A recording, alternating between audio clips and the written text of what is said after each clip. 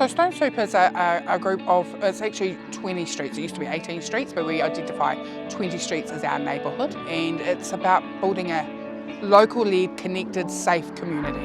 And my role is to create spaces where people have opportunities to build relationships or address issues where they're not feeling safe in a way that we are addressing the issues that are unsafe in our community, rather than having others come in and do it for us or to us. So it's more like creating spaces for us to be empowered to deal with the issues that are facing us currently. And how that is many different ways, from our little groups, from our art group and our free lunch Friday and our Gonville knitters and our board games. These are tools, but what they are is they create spaces where people can make genuine relationships that live beyond the group, the event. It's breaking down barriers that help our community then manage what we're dealing with as a community. So it is my neighbourhood. So I'm not someone coming into a neighbourhood, or I'm not going into a neighbourhood and trying to fix someone else's problems.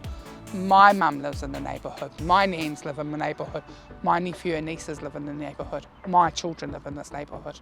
I don't think of us as a neighbourhood that's broken. I think of us, we have so much strength. I came back to the neighbourhood to raise my children with their cousins. Stone Soup is a story that goes through lots and lots of cultures. And it's basically about a traveller who walks into a small village and says, I'm hungry, is anyone got food?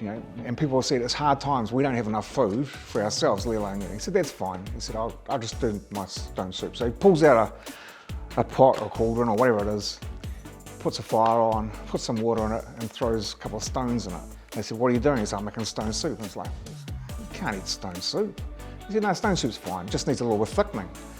He said, does anyone have an old potato or two that they can spare? So I said, yeah, I've got some potatoes. And so they threw some potatoes in. And he said, give it a bit of flavour. Has anyone got an onion or something? Yeah, I've got an onion to spare. And I've got a carrot and some parsnips, a bit of pumpkin. They threw it all in. And in the end, they had a whole big pot of this stone soup. And they sat down and they ate it together. So the theory behind that is everyone has got something to contribute to the well-being of the whole community. So that's stone soup. We have this board game group. Now how that started is we do a biannual survey. Every 2 years we go around and we survey our community. And one of the questions is, how would you like to be involved in the community? And I interviewed this man, I won't say his name, and he said to me, Kath, I just want to go somewhere and play checkers. I don't want some floozy coming to my house. I just want to go, play checkers and leave. So I checked with my steering group, can I just take some board games down to the library and we'll start a board game group? And there was a man named Matthew there, and he was often homeless, and but he would come to some of our stuff. I said, Matthew, I'm really looking for a volunteer to share the news that we're playing these board games. He was the #1 volunteer. We had to make him a name card. He really wanted to be identified as having skills, because everyone looked at him as a deficit. But he ended up volunteering for the Gonville Library because people saw he just wanted to be included and valuable. So now it's a Mahjong and Rummy Club group, but they have up to, at the moment, around 14 with the COVID, but before COVID we had 18, 20 people every week turning up to play for free. And it's about responding to what people are saying. The original group of people that met for gathering made a pledge to meet 5 to 6 times a year. Unfortunately, due to COVID, we have not been able to meet as we have, so we are trying to be creative about that. So we realised when we missed a couple, it really affected our community. We'd have people that I might not meet on a day-to-day basis.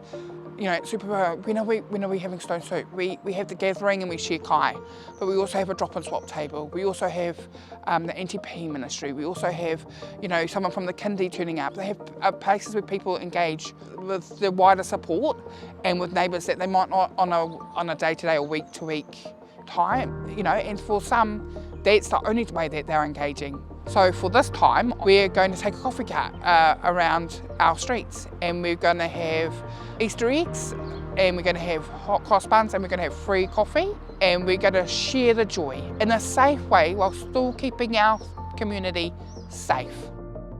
So Stone Soup for us represents the community. It doesn't represent a program or anything like that, but it's people interfacing, getting to know each other.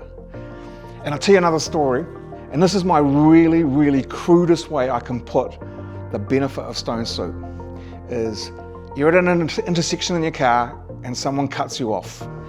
And if you're like me, and you're probably nothing like me, but your initial reaction is to go raise the fist or the finger or something like that because you're angry, and then you see that it's someone you know and it changes to,